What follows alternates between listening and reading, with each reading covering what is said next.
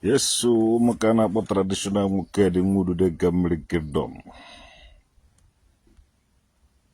Muke adigo ka muke na de noro na anwu na anyala anwu. Kedu ka ekesi anya anwu.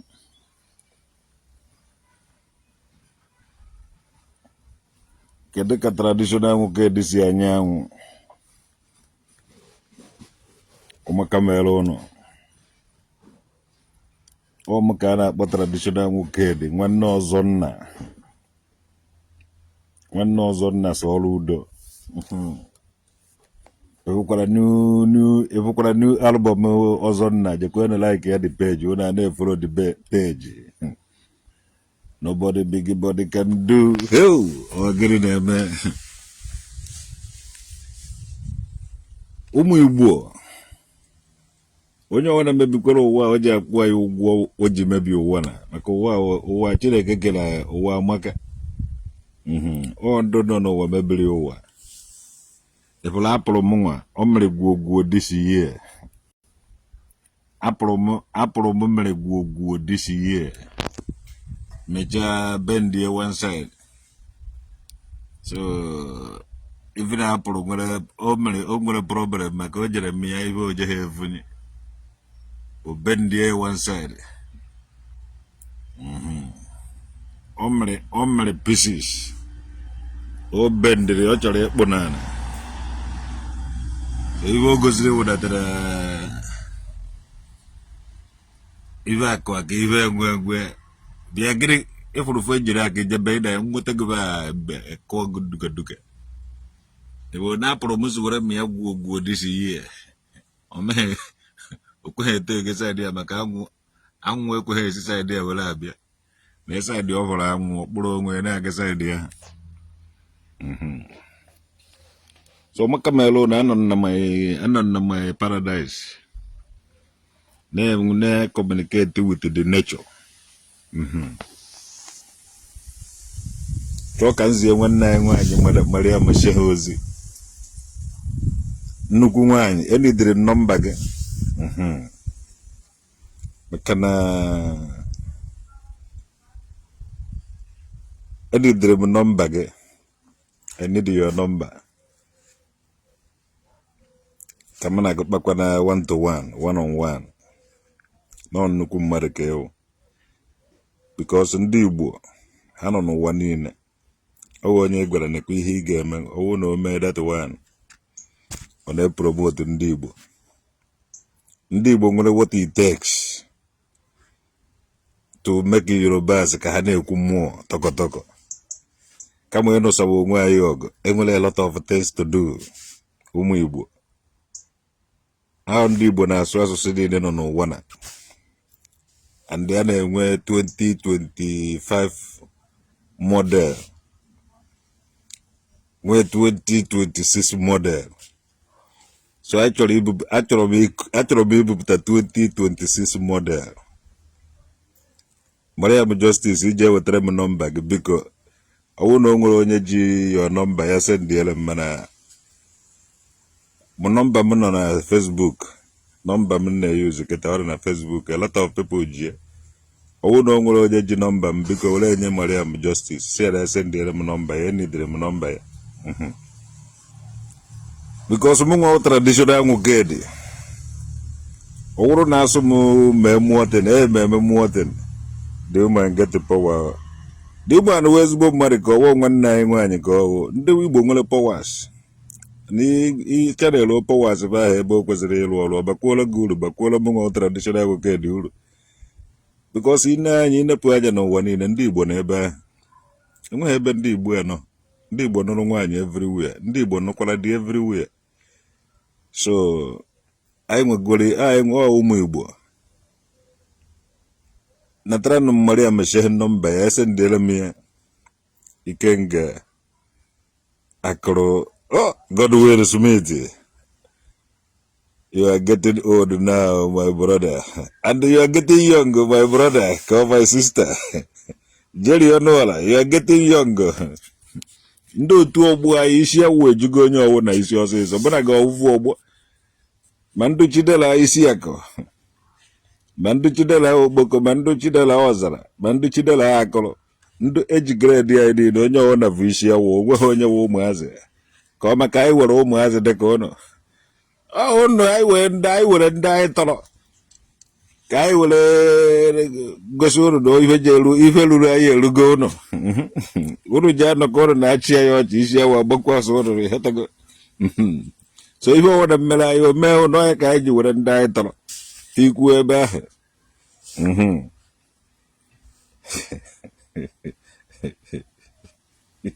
You don't see why for me. I need him wife. The 33 years will come for you. I want to have a jack of Halloon, Emily man. I'm a woman bagel. Woke a doko, I'm a doko. So, I'm a woke a doko. On all nice you quick, man, and woke at the quick, so now I'm a woke a day. I'm a baby, no cock, I had them all we were. Marana mena season by season. Kita awana nwoke dị ụkọ. Ndota tetere chuhariba. Agwamba na enwere mana. Awana hangwele ego je nkecha ife nwe belana. Fadu hombro luwa yu no jababa. Hey, how bebe go. Oza nwoke dị atụkwasa nye nwoke dị. Ebube nwa jenezi imere mgberi. Jeri enola. Ndị otu ogbu anyị niile ọ dịrị ya gị na ovue ndị ihe ka nna agbagasịrị efe okolobịa Jizọs ovue Chijioke Obiagụ ovue nwanne ogbago onye ọwụna n'isi ọsịsọ ndị otu ogbu anyị vuchi isi awọ gị na-asụ na anyị ọ na-eme ụmụazị anyị nwa na-achịzi kịta na ịbịa na ụmụnna ọwụ na kịta. Even on do to boy chairman, do to boy chairman. On do to boy na chizo na check it I know. I give wish ya wo make a buggy and don't can when you share wa bag. So Ebola even do can on do to boy na check it out. Jenna nanya no mun no one. Jene n'anya na village ọwụna ebe na ebola ibe ebola ya wee ife ụmụazị ọ jide ya ichaghasị ya isi ya wọsịsọ even ndị okenye hafụrụ anyị ihe ahụ ha agbaghị isi ya wad our age mana ibe eviri ya dị too much so na anyị nwemere anyị ji gba isi ya wee ya wute n'ụlọ na obere oge ọnụ nwa na-ene ya anya isi ka na-eji oji obere oge anyị ebughakọrị ụnụ everything ọsịsọ onyeba ụnụ isi ya wee gbaa ụnụ jee paakị isi ka ya mere isi nkwacha because ọ gbaghị mbọ ta ha abụ ọ na-eri nri ya wufu nwezi okpokpo ahụ mana isi ahụ kwesịrị isi ike mana ebe o kwesịrị na-arụ ọrụ ka isi ahụ nwee ike isi ike ọrụ ha ọrụ ọ na-eri nri ya wufu so nọ ya mere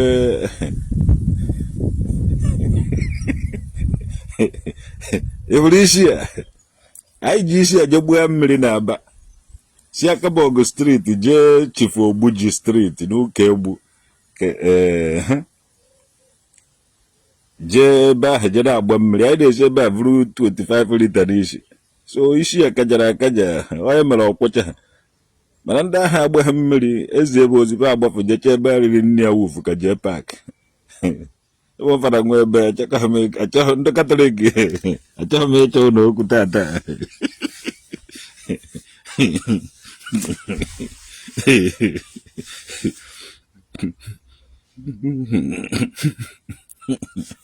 gwa jee paakị ya etizire gbagana nne oriri ibe na-atọ ụtọ too much mgbe ọ dị na ụmụazị oriri nwa gị too much and ihe erizire nwa gị kịta because most of nne ya na-esi na ka a na-eme mmemme ma gị na-akarị na ya a na-esi ka ọ tọọ ụtọ so jee paakị na-eri ihe ụtọ too much eji agba ya ori ihe ụtọ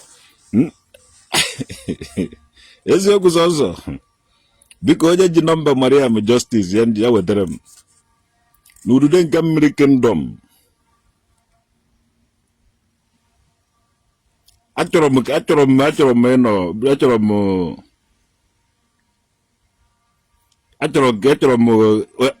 because even na me historian na me create history. Achọrọ m ka ọ nọrọ na picture traditional nwoke. Yes. Uru na traditional nwoke je holidays side ya. Because I nwere mmadụ everywhere. Oh, mmadụ ka eji onye nwere mmadụ ka onye nwere ego. To God who made me and you. I learn how to nwa Igbo ga. So ebe ọ na m batara onye Igbo n'ebe ahụ.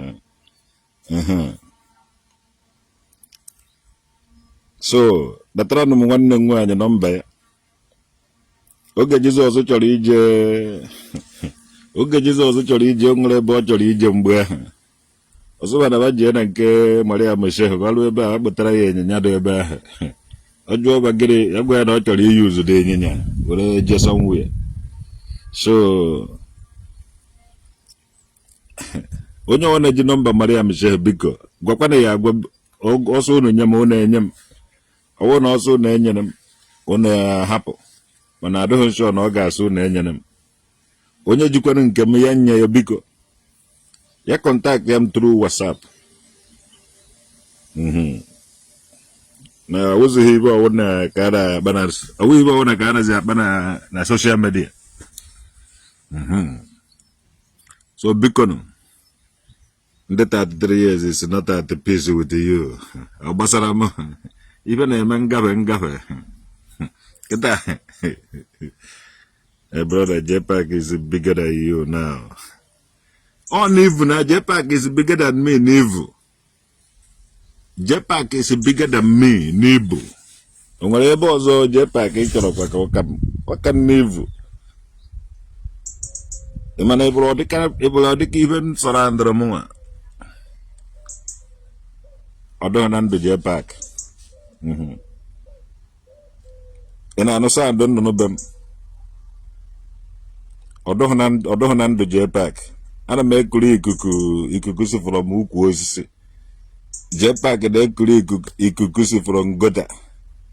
From mmiri, from nshina ahụ. From okwu ọnụ mmadụ. Oh, dịka ebe JPAC de kuli ikuku. Ebe do suffocated. Ana me kuli ikuku asanitize. So Saga story, this is her number. Chai, onye ji WhatsApp number biko kapita send ele nye na WhatsApp biko. You know? Ịma na emere m mgberi agaghị school even grow primary 6. But I'm happy today na ụmụ onye Igbo because ịkparị ya mana m agaghị school. Akpọ m ndụ gara school, ndị Igbo gara school wee face ego. Barian na m esighị ike to God who made me and you. Je na mgbuke mkpọ. Nwere classmate ya n'ebe ahụ. Achịkọtara m ndị otu mata ya asị eze akụ. Were ha ma kụọ ọgụ duke. Isizikwere na ha okwu gara ekwe okwu ebiri m aba ka nna were to. Before m ejekwa ebe ahụ nna were to nahachi azụ. Yes, shama m otu esi use ibe m nwere. Ebe ọ na m batara onye Igbo na m fụrụ. Ọ nwanne ka anyị wụdị ọcha ya eme nwanne ọcha ya anụwa ọgụ ọcha ya akọwa ọnụ ọcha ọkpụrụ mkpụje na polisi at the end of it polisi handekwa m over to ya nwa ana m aja ebe nne ji. Unu ga-amụ otu esi akwụdosi ike unu adịkwara ka George onye ibe. Unu emekwara ka George onye ibe. George onye ibe. Unu emekwara ka George onye ibe. Unu emewuru onye iberibe. Unu emekwara ka George onye ibe. Unu emekwara ka Sunday Olisa. Ọ dịsị ụmụ anụ ọhịa enweghị ike progress uti agbụrụ nnafa. Eje were aba ndị Igbo ruo ebe balụrụ chọzie ka ha gburu onwe. enweghị ike ikochafu onwe ha awụrụ ha because we use go ya use krịkọ godo ụmụ ndụ mmụọ ebe gị nọ anọ na George Onyibe George Onyibe ka m gwa gị nke wee eziokwu ibere kịta amụwa asụsụ Bini ije ha amụta ya tere gị nwụọ adị onwe ha onye dore dị ịmụ asụsụ Bini ibe a na-asụ wa asụsụ Igbo ndụ ngwa na wa akpa ya eluwa nji akpa ya one day ha na-aghọtakwa ife ha ndị ka to God ogwom onye ịdị ka anya oshi efuru ya ụta wetede ngwazi asụ ka ha ịdị ka anya oshi ndị abịrịba na kwelu ọhịa eme ka ma ịlọchi gị ncheta ọnwa nwande kwe kpaye eziụka ndị ife n'ụwa akpaye eziụka gụọ nwa ụmụrụ nwa gbakwa ụzụ eme ifugo ya na ndị abịrịba na-asụkwa their own dialect anyị dị nnewo ndị Igbo ndị Imo steeti a na-asụkwa ndị isi ikpe ole da imele ole a na-asụ ya ife a na-ahụta onye ọbụla na-ahụta ihe a na-asụ to God who made me and you anyị nwe na-asụ ahụ a ekwuru ọbịa na-asụ wee ana m agwa ya ka ọkpaka na ihe ma ana m asụ na nke na-asụ ekwuru ọbịa na-asụ izu ọbịa na-asụ Igbo ukwu na-asụ ya fancha niile a na-enene m ndị saịdị be anyị ha agụwa toru mbara na ọcha maka ana m asụ ihe ha na-asụ fana famazi oneba si egbu ya uhie mana eji ihe ncha niile n'ọlụ ndị ka na-asụ nke ha ikwere na-asụ nke ha isi okpo na-asụ nke ha agbọ na-asụ dị onye ọwụ na-asụ ọkwanụ nke ụnọ at the end of it anyị nwewo ndị gbuo ndị Igbo ụnụ adịkwana ka George Onyibe ụnụ emewuru onye iberibe ụnụ emekwere ka George Onyibe ime ụnụ emewuru onye iberibe George Onyibe enweghị ike ịmụta asụsụ benetere gị nwụọ andị onweghị onye dore dị ịmụ asụsụ Igbo na-atọ ka Chineke ahụ na-ahụ George Onyibe ụhụ George Onyibe ka m gwagasị asị dọkịta ime ọhịa wụ iwe complete iwe na isi were ya na-aga ije ha agụ na-anọ 15 years nwụọ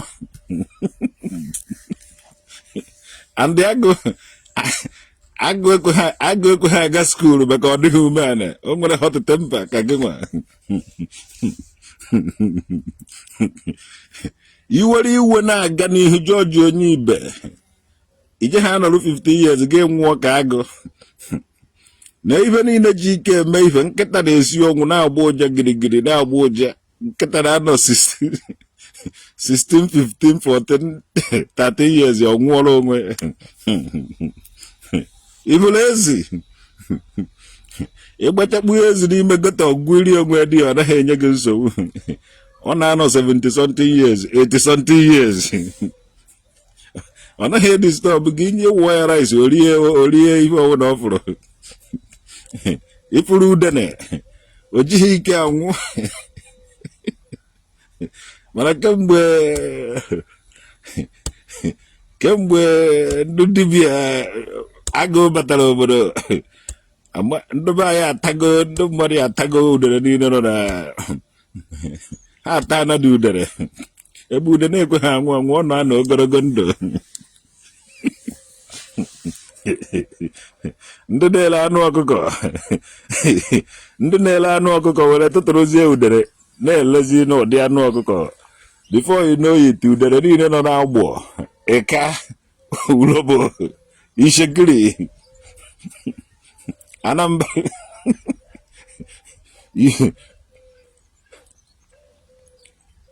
udere niile n'ebe ahụ elego n'ụdị anụ ọkụkọ so ya mere ji ha afụzi udere na-anọ ogologo ndụ mbe na-anọ 800 years mbe anaghị agba ọzọ ọ na-agara onwe ya ije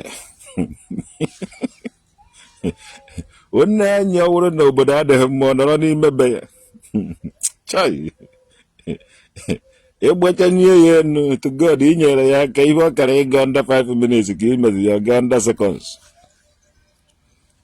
Agwọ tụrụ mbe n'okpokoro ọ na-ata akwụkwọ nri o jide anụ ike gwụrụ taa anụ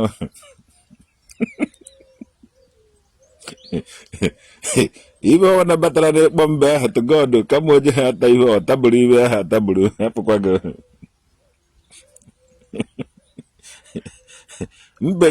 mbe siri ike ọ naghị egbu ibe egbu jọsụ ntachara ka ọ na-atachara detere mbewu vegetarian mbewu vegetarian ka ọ mana ọ taa anụ ntachara ka ọ tachara anụ ahụ leshole na lesson mbe na-eri akwụkwọ nri 247 mana ọnwa anwa jide anụ ogole nwa ebere eze ya tachara deten so ị ga-awe vegetarian mana ị ga na-atachara anụ nwa ntachara nwa obere ka ị nwee ike ịnọ ogologo ndụ dịka mbe. Ji, plantain, ede,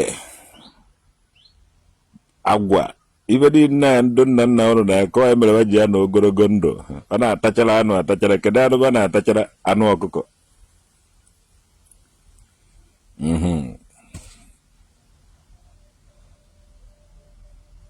So not temper shorten at the man's life.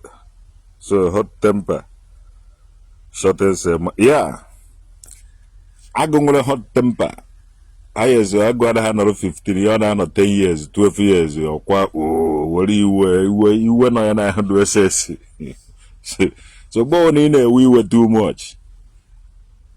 I spend most of my life na-agwa ndị mmadụ bụ ejiziri ike eme ibe n'ike na-akpaba amụ kama were mgbara football ma akwọ juva amụghị impact na-ekeretere their life. At the end of it some of them ji achọ ka egbuo m ọ na-ekpere m ekpere ọjọọ mana onwere ekpere ọjọọ a na-ekpere eze because ana m concentrate n'ihe m na-eme. Ha were iwe ha nwụọ n'oge ị na-akpaba amụ na-emeghị ka ọbara mgbali elu ha dolesa ka nwee ike ịnọ ihe. I will keep on doing it.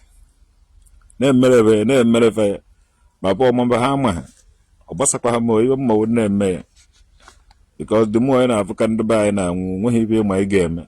You have to do small ma fọ mama fa ama ha biko onye ji eziokwu sọnsọ kọpụtara m nọmba Mariam Justice biko sendiela m ya ka ndị jigasị WhatsApp nọmba m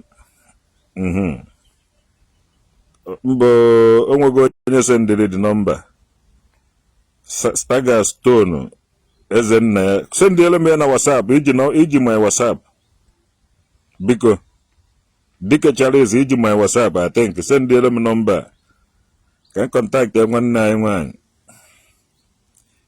na onye awa ezigbo mmadụ. After the mighty war there will be peace. Yes, m ga-emere ya na Ogechi peace ọ nwanne gị anyị otu ihu anyị si dị iche iche otu ahụ ka ebe anyị si bịa si wee dị iche iche and agbakọrọcha na ibe a ma bụrụ na obi so ndị Igbo dị ebube ka anyị hapụ na agba onwe anyị saga ka agbagbuo ọkwa ma aga na-agbasa ga aga na-agbasa ga mana ka hapụ iji ike na-emebi ihe.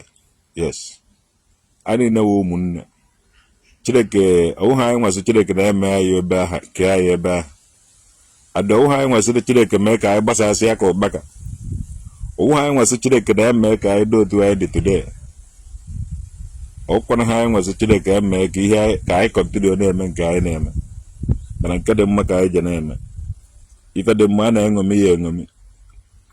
Mariam Justice were a lot of opportunity ka ọ wute a lot of ndị Igbo.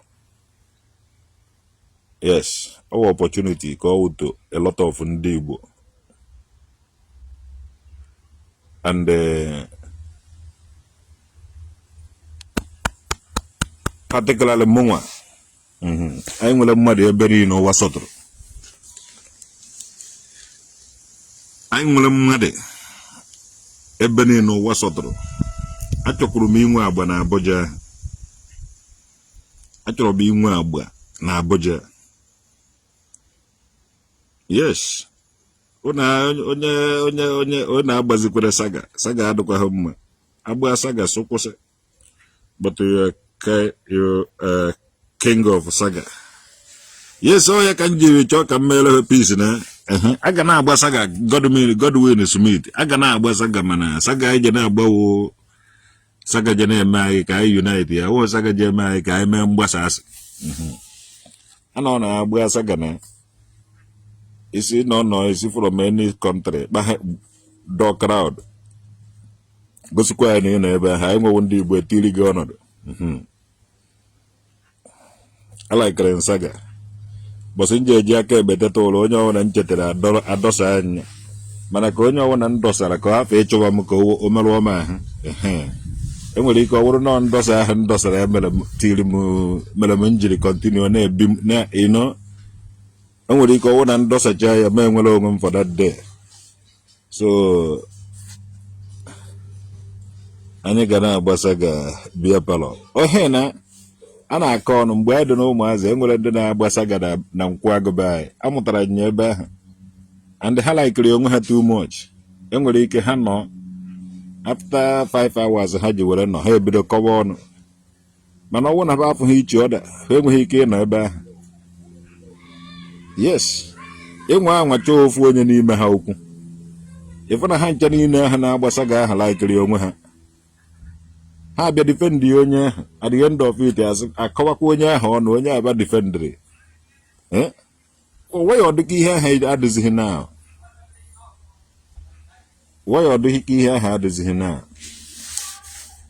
Ị ga-afụ ndị mmadụ onye nke a na-ese siga, onye nke a na-aṅụ biya, onye nke a na-akpa anwụrụ, onye nke a na-atakarị ọjị na ivoma. Ha ncha niile anọrọ ebe ahụ na-akọ onwe ha ọnụ na-ama njakịrị. Na-agakwara onwe ha different ways. Mana ebe a ka ha na-agba ebe ahụ ka ba na-anọ abịa ezukọ abịa aṅụ nkwụ. Ana ha bịa ebe a ha na-akọ onwe ha ọnụ na-ama onwe ha njakịrị. Dete na ndị na-ebe ahụ na-achị ọchị. Ụfọdụ nwere ike eji because of onye nke na-akpa anwụrụ vi ha mmụọ mmanya ha na-aṅụ na-enwe aṅụrị. Ana ejikwa anọ na-eke nkwụ ahụ na-akọkwa ibe ha ọnụ na-ama njakịrị. Asị gị onye nke a jikwara mee ihe dị otu a. Asị ya gụọ kwado kwagụwa jere mee nke a na-akọ ọnụ dị ya pa na ha anụ ọgụ. Ụmụ nwoke mara agba Saga. Ụmụ nwanyị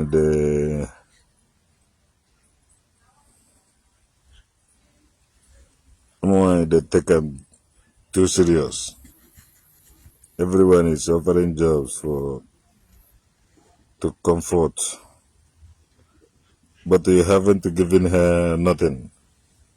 And you said you are fighting for women. Na comfort mara mmadụ egwu. Onye ahụ mara mmadụ egwu to God ntị isi ebe ahụ. Ndị nwere ego mara ọma nwa ahụ mara ezigbote mma. I fight for justice for her. Edere m ya about ibe mere ya adịghị good. Mana ị na-enye ya ego ofu onye nwaanyị nwegodoro ibe a chọrọ. And ụmụ boys ndị InShot ndị nghara ya ndị ahụ na-aha ndụrụ ya ọmụnwagharịba ya over. Ha menwuru ya. Ha menwuru the ten. Nwata amakagodo. Ebe nje ekwu okwu na ọ bụrụ na etiri ya na nga ha ekweghị ewepụta ya. Comfort amaka ibe niile kwuche nche ma ọ ka m kwuo okwu. Afọrọ m ihe ahụ mana aha ndịgo nyovato ndị agbabeghị isi awọ. Aha ndịgo nyova ndị na-agbabeghị isi awọ. Ha menwere ihe nọ na ya. Nwata kwugoro chinchin. Ebe wutere m uwe ebe ahụ ọ gbara karat. Ibe megidere nwata nwaanyị ahụ o ji were gbuo ahụ dịka karat ahụ tewai. A na-eme ọ dive nwoke na tai jidesie ya ike na-ebe akwa ebe a ka m pikiri ibe njije anụ ọgụ ibe njije anụ ọgụ. Enwe m ike ịfụ ka nwaanyị bere ọdị akwa ahụ eje m eje ọgụ. So, and then we tell the justice. So if I want to answer, me in your job, my even in. Come on, higher that. I'm a camera, no cheers. Thank you very much. Yagazie. Ezi okwu sọsọ nwoke a na-apịrị kọrentị o nwere ọ dịka mma iji ama o developụ jealousy a lot of ụmụ nwaanyị o developụ jealousy a lot of ụmụ nwoke ndị dịka JPAC because bụ enweghị ike ịnweta nwaanyị dị otu ahụ so dị nwata nwaanyị mara mma ana m afight for right of ụmụ nwaanyị ebe ọwụna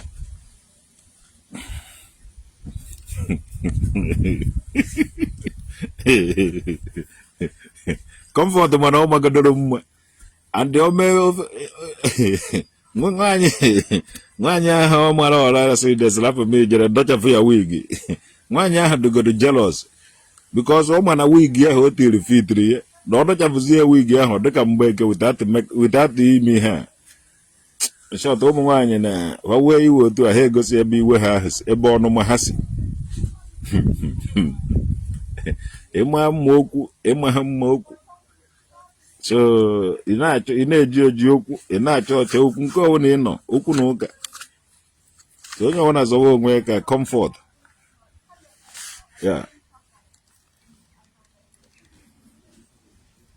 ọ bụrụ na m nọ nso dị ya ibe m ga-eme ndata ndị Akwa Ibom airport ka asụ ya Akwa Ibom air ọ dị ka ivu mmadụ ebe amaghị ụda esi eme ihe a abago m ọtụtụ flight abago m Air France daa na Cameroon baa KLM baa SN Brussels daa na Senegal and Gambia so abago m ọtụtụ nnukwute ụgbọ gasị ụgbọ ndị Belgium ụgbọ ndị France ụgbọ ndị Holland ụgbọ ndị obodo anyị Lufthansa ibe ọ na-esi pampa anyị sef ka ụmụ ihe ma ineko ha yi ụmụ nwaanyị mara ezigbote mma na ụmụ nwoke kwụ n'ọkụ ife otu ha si asavisi gị na-asavisi gị abịa kpa ha agụ na Lagos bụ na Banjul de Gambia bụ na airport Senegal Pompey Dakar Pompey Dakar Pompey so a drop cha ga ebe ahụ ịpụta with the jacket iji eyi ọ dị anwụ ji acha ga ebe ahụ ọ dịka ebe ahụ Chideke isi ebidogodo ha sa agụ na ịpụta outside the airport ọ dị anwụ na-acha na Lagos anyị na-atakwa afụfụ agwụkwaghị onye ka anyị ata afụfụ weda ọwụ na climate ọwụ na anyị evuri ya n'isi ịbachazie eje ha ama na onye ọwụ onye Igbo ka onye obodo ọwụ n'ebu ya ikwu okwu kedu ebe ịnọkwa ịnọ na Holland kwu ka ọ na ihu a nke anyị travel go too much so anyị adozighị nke mmadụ afụbana nna mmadụ in fact ịbazie ekwe Ibom ọnwụwa ga-anwụwa ụbọchị ndị aba Ibom ụnụ kparịa m one at God who made me and you mmechicha ahụ na ihe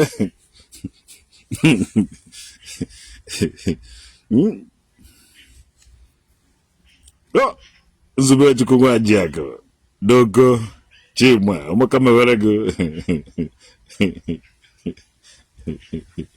Comrade David Tukwudi ọmaka mewe ọmụnwa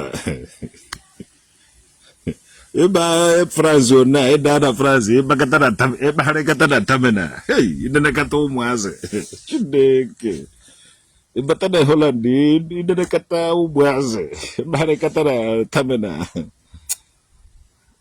na ana m ekpere mụtara Mohammed ekpere airport ahụ ka o nwee ike ndụ that is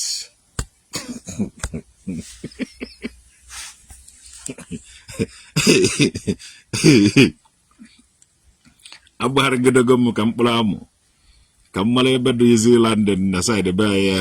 Onwe ebe niile wofu. Ịda na Cameroon airport ọ dịka stadium. Onwe onye na-ebe ọ dị empty. Ya ọzọ ịgbagharịgide ya ọsọ gbagharịgide go ịga side ya ịga side ya ịga na mana jisi na ike mụtara Mohammed airport maka ọdụgo mma no adị lot of enwere m fans ebe ahụ or most of ndị na-ebe ahụ my fans I love unu service unu dị oke unu jisi ike kama unu adụkwara ka George onye ibe asụsụ ọwụ na dialect ọwụ na ị na-asụ n'ala Igbo nwanne were ekwudosie ike na anyị niile wụ ndị Igbo ancient people onye ka a kpọrọ ndị Igbo I love m dialect mgbe ndụ na ụmụazị na-eto eche nna ọsọ nsọ dialect ya ka njere ahụ n'ụwa n'ebe niile a na-akpọ anyị ndị Igbo mgbe njere Abia steeti akpọ ha ma nwa ọhụhụ hoi ntie a na-eme ndị abịrịba tụkwasị nya n'azụ ndị Igbo kake hei mara na ha makwa na-akụziri m histrị m na-ama so hapụkwa na ihe George onye ibe nọ na-akọbiri unu emekwara ka George onye ibe akpọọ gị nwa onye agbọ ma ọ kpọọ gị nwa onye ihe a otu a ka esi akpọkwa anyị na-akpọ ndị Enugu ndị wawa egwe ndị a na-akpọ ndị Ijegebe nwee ndị a na ụyọ mana anyị niile wu ndị Igbo ihe anyị na-asụ dialect Israel many tribes so ejikwere na ị naghị asụ ihe a na-asụ kịta ihe tie your own dialect love your dialect ịtụfuo your dialect anyị agaghị amazi onye ewu ụmụ Igbo agaghị amazi onye ewu mmụọ bende na-asụ n'onu bende hold your dialect nke a na-asụ uwe asụsụ be anyị o nwere ọtụtụ ndị pavụrụ ivu na ebe niile ndị Igbo nọkwa anyị niile wụ ndị Igbo ndị a na-asụ asụsụ a ha na-asụkwa na nsi asụ ha na-ahụta ya mara na ihe awa asụsụ bebe so otu a ka ọ dị ebe niile ka anyị na-ebuild Igbo nation ka anyị na-ebuild dialect niile mekiri Igbo nation ọwụ na without the dialect anyị alụtaghị ya enwere Igbo izugbe nke ọ ga-awụ a na-asụ na were na-emix ị ga na-emix kwa with your dialect so onye ọbụla na-emix ya yes all the ways of interaction and integration and etu esi agba nkata ndị gboo nwere ife ha na-asọ enwere ndị na-asọ eke nwee ndị na-asọ ihe a nwee ndị na-asọ ihe a ma ndị agbọ ma ndị ka enwere anụ ụlọ na-asọgasị so a na-asụ n'onu ha kwa ụkwara ọbụla otu ọ ndị gboo adịdị sistem anyị nwere ụdata Igbo data bịa data onye nwe sistem anyị nwere all the dialect ga-aba idea your location ebe ahụ ndị nna nna unu bi ebe ahụ unu bi ebe ahụ ụbọ unu so onye ga-anọ dị ya na-eme ihe eke akpara isi onye ọgbara onye ọgba ibe ya ekenye ndị ngwa ekenye ndị ahụ afịa ka ndị abịrịba ha nọkwa na local gọọmenti ha nwekwuru village otu a ka ọ dị everywhere agụta olumbe na ọcha wụ almost ofu ihe onye nwe mere ha ji wefụta na alụ flyover wefụta na na-egbuwasị ya ụzọ because ofu ndị ka ha ọwụ na ha awụghị ofu ọ gaghị alụ nwa ụzọ ahụ like that so unu adịna ka George onye ibe sendelenu nọmba nwanne anyị nwaanyị na WhatsApp ọmaka mere ụnụ anyị nwere a lot of things to do anyị nọ n'oge mmemme and onye ọwụna wee enemies of ndị Igbo na mmemme a ị ga-collapse abụ nọ n'Ọgọst break obere oge abanye Nọvemba emume ncheta ọbịbịa eri n'Enugu Aguleri kedu ihe ọzọ fọrọ ebido gbaba mmụọ niile nọ n'ala Igbo ndị Igbo niile na everywhere ga na-eme first celebration anyị ga-asụwalo other tribes sụwalo ndị niile na-ala ikehe ndị Igbo George onye ibe ị ga-eri ji iricha ji ivrie naba Benin George onye ibe ga spend their time mụwa asụsụ Benin Ige ha muta ya otelege ha for wa. Adonyo wona mutara asụsụ Benin ọnawa na Benin mmụọ bende na asụ n'onu bende. Ige ha agba nna gị mgbe. Unu nwa ji afa ndị Igbo do ebe mgbe Sunday Olise na-agba bọọlụ afa ndị Igbo ka o ji were mee ihe. Ọ ndị Igbo nyere supporters sponsor niile o nwetara. Mgbe ọgbọ mmegede ọsịze gị na awụ onye ihe a ọwụghị onye Igbo. Isi jụrụ isi adịghị ya mma. Ede ka ọzọ ya ọdịnaọdeji ndị uzi ụda anaghị m eke uko anaghị m achọ ihe ụwa n'ike abịa naghị ebunye onwe m enu onye nzọkwara ya dụ ọmụnwa wụ traditional nwoke dị na-anaghị eme makeup ụmụ nwoke ndị ọzọ na-apụta techasị tee ibe techa echekwado onye ahụ ka vado gị na ba nọkọ nso mara onye vado ahụ na ha eme makeup otu ndị ka ndị adị otu a ka m gara adị o anọ na village a village person ebighị na city ebi na village adị amụrụ na village oje village ka nwụ nchefu city kịta eje nso ahụ yiri ezigbo akwa fụọ mana m nọrọ n'ụlọ akwa nji ya nọ n'ụlọ ka nje na-eyi ịbụrụ ya kịta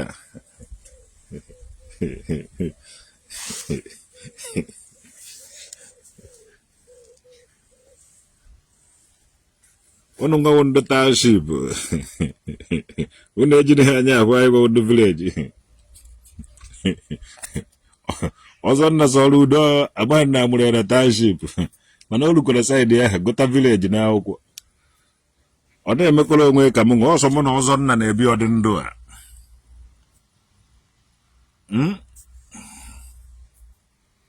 onye akwụkwọ nnukute mgbadikewa ihe ahụ nnukute odegwu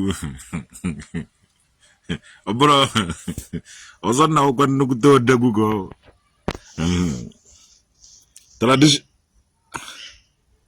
traditional nwoke edewo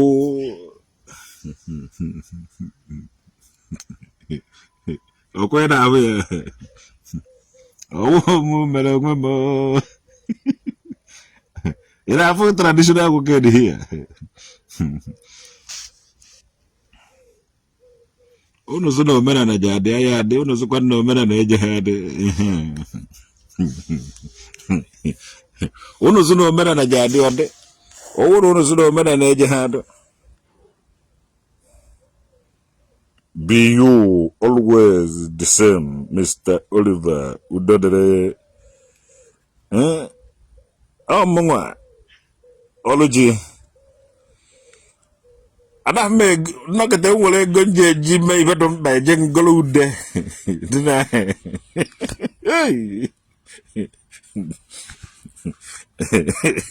nnọkịta nwere ego njije ngolo ife dị mkpa eje ngolo ude so na ana m ete ude m nwa nkene ma ọ ka eje ngolo hio na-agba n'ahụ m nna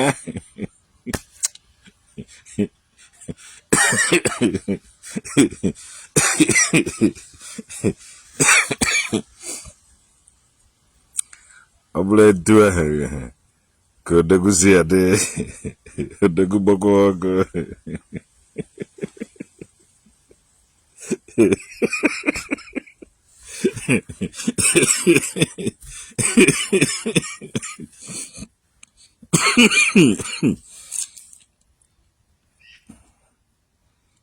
This is na London man ehe nọ na unu bi na city mụ nwe ịbụrụ na ebe m bi na anọ na village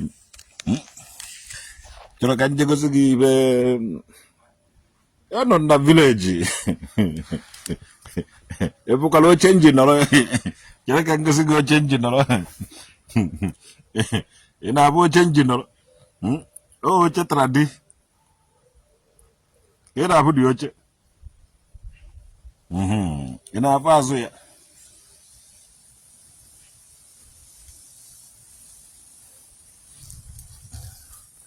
ụmụ ibe na-asanitize ikuku anyị na-ekuru ibuba karịa obe agụ nkwụ agụ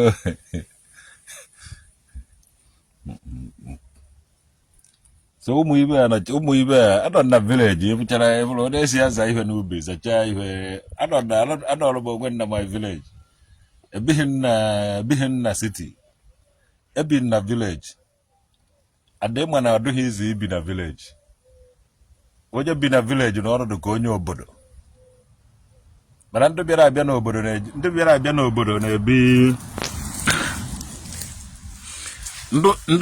n'obodo na-eje biri na city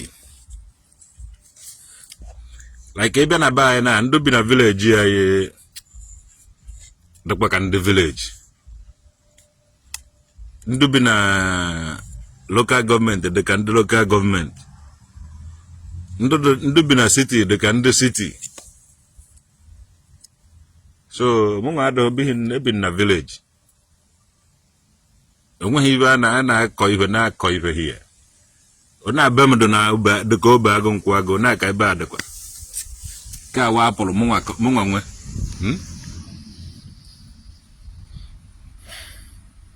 na-anara ikuku ndụ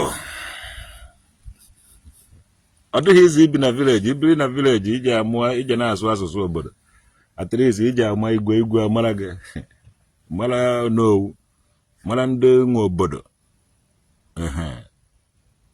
mana gara bụ oje ebinikwe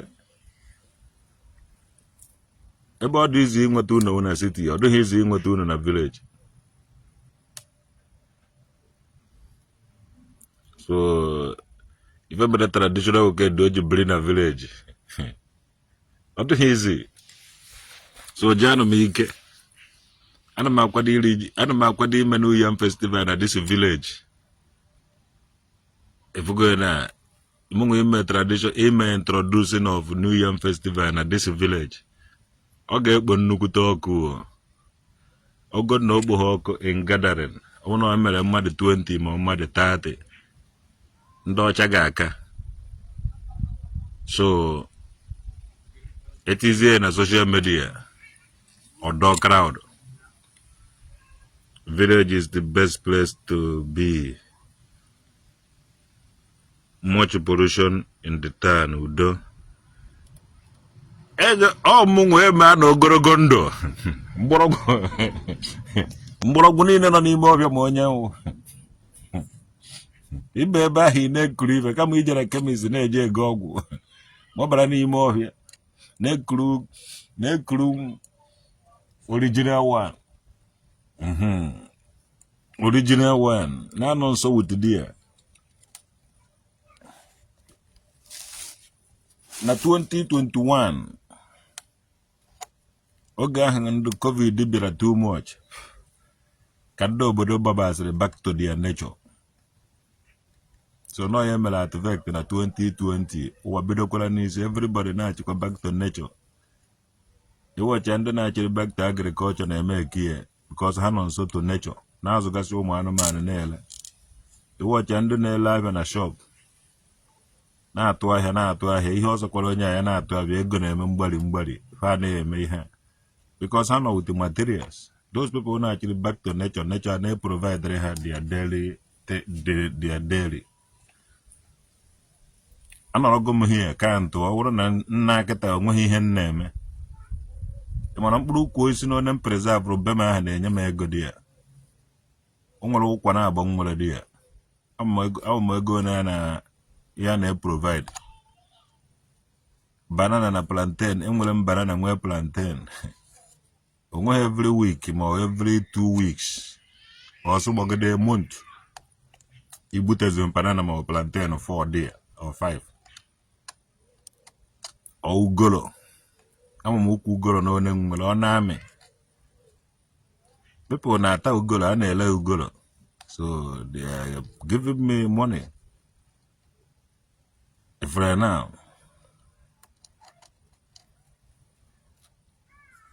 nature na-enye ego a lot of people na village enweghị ebe ha na-alụ mana nwere ụkwa nwee nkwụ ha na-egbute akwụ na-ele everything wee ego na ndị nwere akwụ na enwezughị akwụ 10 ị ga-ama otu ị ga-esi na-egbute akwụ dị ya na-eletekwa ego onweghị ihe na-alụ mana ukwu osisi nwere be gị na-enye gị something ịfụ na ọ na-enye gị ego which is it equal more.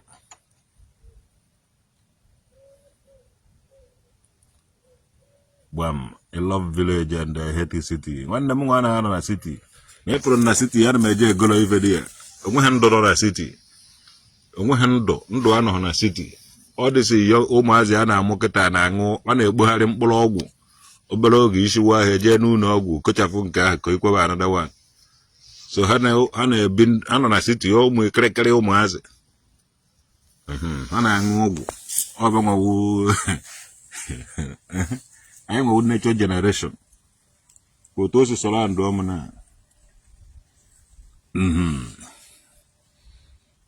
onye chọzi ya ka ọmụ ọgwụ ka ọ bụ otu ọ ga-esi akwa igere ya ukwu osisi ya onye chọzi ya jee kpaa afa mee n'uwu ya ka ukwu osisi ya ka mmụọ nọ n'ukwu osisi ya bịara ya meeting ọ gbasakwa m eziokwu sọnsọ. Have you worked as a Getuman to JPAC? Uno Ghana eba JPAC hello Nash. Mana JPAC after the behind face to face. Yeah, mana JPAC after the behind face to face. And I took on Kamana JPAC for face to face. That picture of my picture. JPAC came when he won. All this how much you were George, and after the social media, my social media life, be social media life. JPAC you just check up bomb. Though you are none of the coach and I've been a shop on Maria Boss Afia. So Jim a promoter page, you will not catch the cruise. Will not balego. I just made book on my provided for him, but I just made woman. I don't know him. Na social media I come matter JPAC. Mariam said she doesn't want anybody calling her now. But if you send her a message via message, maybe she will listen to what you have to say. I won't have about even Jabra and that different thing. But only the inyamu WhatsApp number ya adomo ya tukwana egwu onwe even name awohom yeah JPAC have my pictures is get man yeah wa homo we here o just record what the tada record onye ahụ Jonathan Padlock Jonathan nwoke abịara nye fake testimony na nke Ebuka Obi na ọ na-akpọchi ndị mmadụ na ki. So onye ahụ ụmụnwa all that here ịchọ type iji afụ mgbe nwoke ahụ na gọvanọ eziokwu sere picture efukwa mgbe ya na JPAC sekwara the same picture. So ọwụhụmụnwa wibe ahụ ama na emere m mgberi mana ama m ndị mmadụ na-eteke picture ya ọ JPAC gị na-aja awe nọcha oje ka ofu ibe onye mana ọ na-awa okwu ohie otetọkọ my name ọ gaghị eme nwunye na ịma many times ọ tara ahịrị itetọ my name ọ ga-emenwuru ya mana basi ọ ga-etetọ my name basi aka nji akpara be nna ya n'ụgbọ ọ mara na ahụ m ibe nwuo basi JPAC ji ekote okwu m be nna ya ahụ n'ụgbọ mbịa echejie m dị name ọzabazi ebe nwoke dị asụ ibe ọzọrọ ya shibe ike o ibe ọzọrọ ibe ya shibe ike na enwere ibe ka ibe ahụ ike were esi. Is using my face for joke. Gosi na onwe ha ibe ọwụ na enwere ndụ hetere kwa na mmadụ ije eji na ịmụta nwa hetere kwa na mmadụ ọ ikugbu because na o nwere problem. Ndị ma ibe na-ebehave ọfụma ndị amaghị ibe a na-ebehave ka ọfụma the end of it ya ndị Igbo ga-ayo Marika evolo. Ogwere ndị ji posta tribu. Egwere ndị ji posta tribu were me phone. When ndị ji nke Buhari. Ma nke onye ọwụna ewere ewetakwu nke ga were mele phone. Ịma nọ nnukwu mmadụ ga-awụ.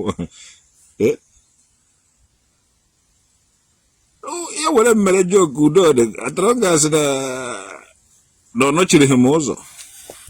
Ka ibe ahụ o mere o nwere ibe ọ na-eme na o nwere ibe o mere na ndụ m.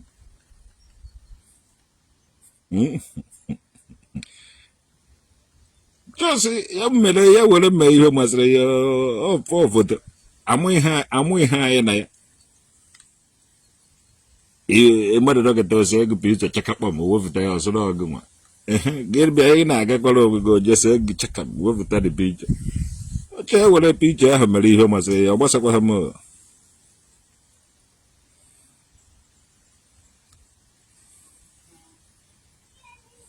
ekwesịrị m ịkwụ ya ụgwọ sef na ọ na-eme m advertisement onye ụkpọ na-etiri onye isi ọhịa mgbu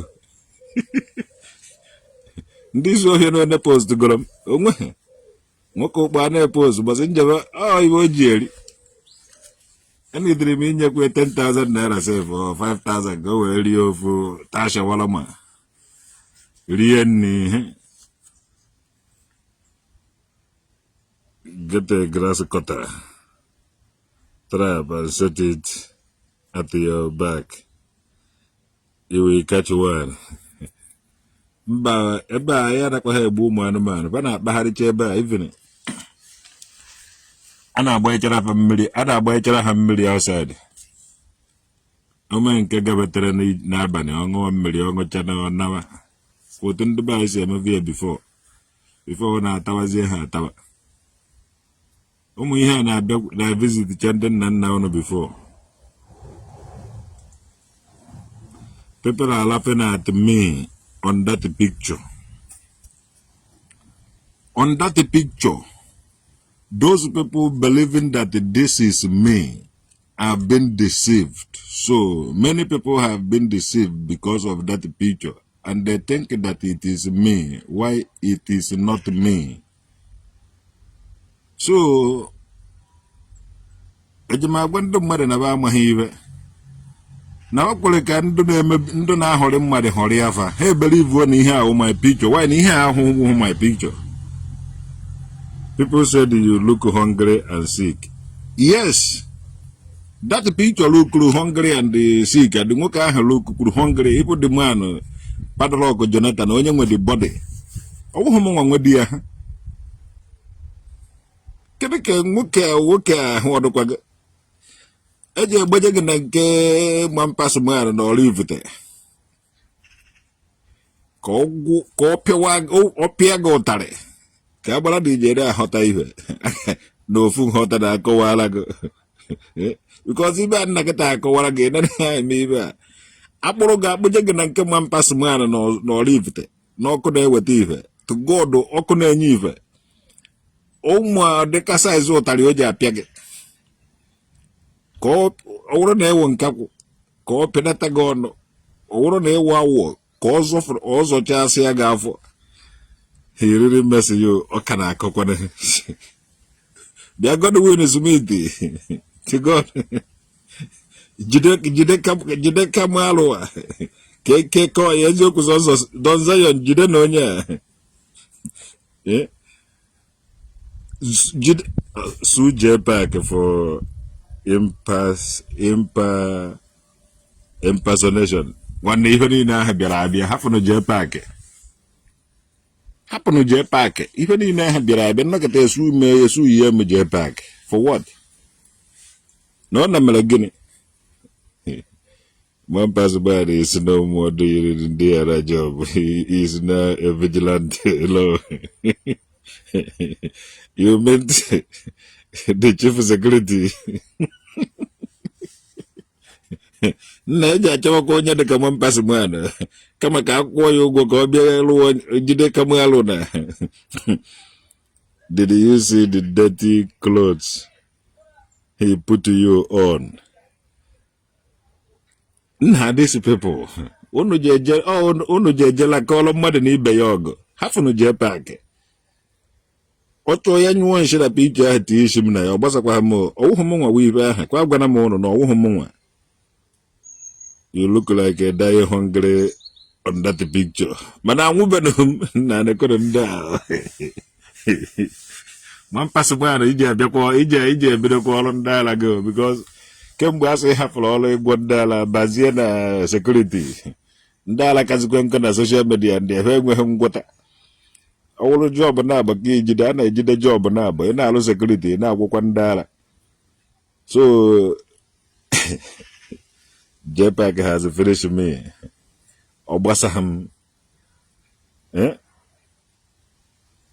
it doesn't ọ gbasaghị m n'ihi m here na-eme ejuru m eju na mmadụ nwee mọzụrụ to God njide nkwụ ha ofu ugbo ọkpọ wụrụ na m akụtụgo ị mara na ọwụ m nwụtara m nkweri n'ihi m na-eme ebe onye ha awụghị m nwa adụ m too big isi ọ dịka picture ahụ ana m anọ n'ọdị ebe ahụ jee na picture niile nwe ha ije ha abụọ dịka background ahụ all Igbo people saw the picture was laughing. Oh my God, who na mara osho ai mu ka na amu e mu ha na amu ọ na-achọ high BP nwanne je tuhuo nchọnwụ na nkịta agbụwara go onweghị onye na-esu to any court ọkwasị even na enwere m ibe eji esu mmadụ n'udude nke mana enweghị onye na-esu to any court ị chọrọ imebiri my title nwezi igwe anaghị m eje na court ajeghị m agba mmadụ akwụkwọ na court eje m akpọrọ gị polisi ibe ọ sọrọ gị mee kwa ka dọ ndụ onye mara nke ọ ka ji eme ya mekwe nkwa onye m na-egbochiri ime m ihe ọwụna ije eme ihe megidere JPEG ije eme onye megidere JPEG ihe megidere JPEG o ji kọtụọ isi were that man tii n'isi m were isi m tii na the man mụrụ ihe ekwere ka ihe ịhụrụ mee gị ka ije mebie ihe just mụrụ something mụrụ ife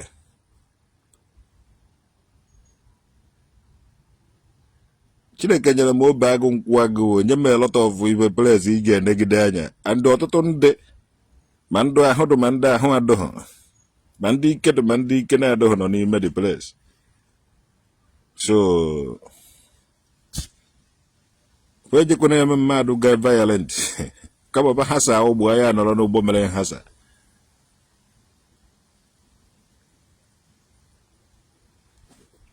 onwede ori ibe unu ji ekwucha sef ibe ahụ ewe m iwe 1 naira would he do that to you happen to JPEG adịka nkọtụ ọ dịsị vidio na ibe nji wee bịa ịgba nwanne m nwaanyị na fon ka ịkpa ihe dị mkpa wụhụ you said you are his hungry get man omehe getman kịta na-eriju afọ all the people nwere getman be ha na-enyeju the getman afọ omehe getman kịta na-anaghị anya baby me and my baby or baby and me onweghị getman na-anaghị eriju afọ onweghị getman na-aga ya na-anaghị amachi akpa everyday onweghị getman na beka mụnwa jee nene na ana Igbo onye ọwa na getman nene ya ngwuduman otu iri dị ya na-anye ya ezigbote ego like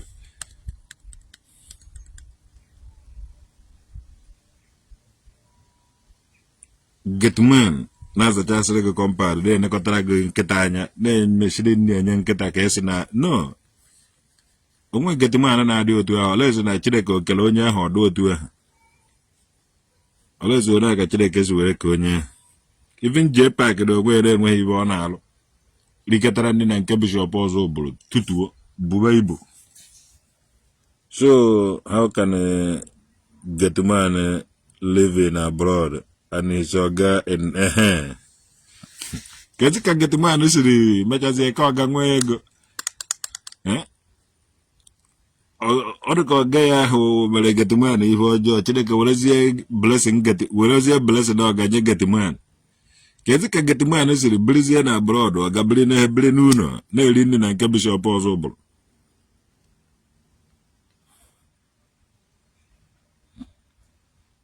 How can he be the lottery you like that? On how can you Omegibo Omegibo Mere half one of you name at Okoyaka? When your man had deal in an. But that is very bad of him. Apoga go marry na number state. One on your Apoga woman and an ordinary. What the whole good. One need to use an Apoga, Kokata, that is it. In one good morning in an Anambra state. Morning in an Anambra state, Wapoga. Who don't need I'm in Apoga, so Yajina that the party Egula. In a position, the Java was a more mana. Onya, Amubahonia, Jamering Wapoga, Anambra state. Amubahonia. Apoga came on Anambra state. Anambra state, a convert yet Apoga. Go just convert yet Apoga, Meran. I joke a chuaja. Apoga had more than the region. Okoka ija chuaja. But when the young Apoga won Anambra state, he will all chuaja, Gahad Zila. Yes. Eboko bana kwa na steady. Itata no to Anambra state, Yoko bana kwa kokolonko. But no more ga coinet and dear. Other deep. Other deep. You watch Anna state indoors. Apoga Anaha Apoga I want to go dear. But I don't know Buffalo food Anambra state. He posted the picture and said, "Look at my hungry get man." He said, "Let me say, make a go get it." Talk about the boys in there and the Ghana. Speechless.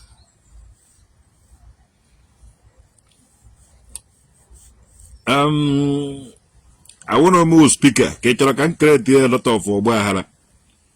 I will do speaker when do Kuna media. Even I was supporting Ghana, support her. Kengulan Ghana may met here. A quite near a story of men and order and a Biafra. And when Kaine Maya met Kaine Maya ne cook, when the ne cook, you should lose him from them. And when they gonna take he gonna take order from them. If not, or they can another position. He now he cook. Sometimes I name more than he high when he keep on.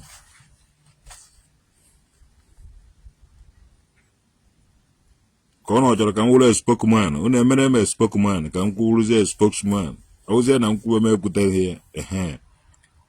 On a woman away spokesman. Please, there were a lot of people ne cook. A day neg ne may have. Thank you very much. I think an Asataranga. Tell JPEG to remove the picture. Kadema is Ndigbo na Ghana. Online. One JPEG the picture. You happy idea, what's a hammer, oh, among we here. Just not easy, maybe, and they have time. You got a comment section, the bunk or the ten.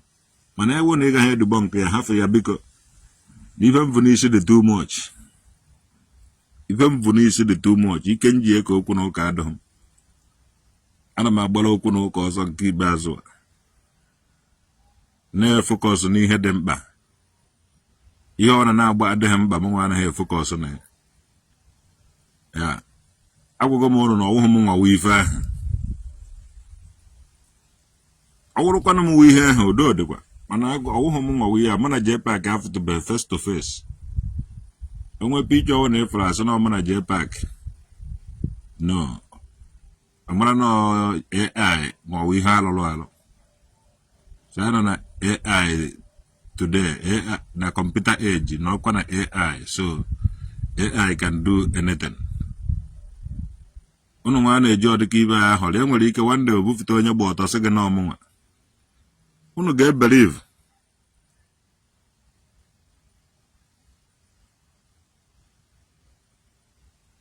Enwere ike next year. That is the best attitude in life. Yes, so enwere ike nọrọ ka na-eme ya JPAC ekukukwara another ekukukwara nke ka nke ahụ self. Bufite and ha ga-believe. So unu jisi ike nwanne ka m nwa je kwadobe ọrụ mgbede ya gaziela unu.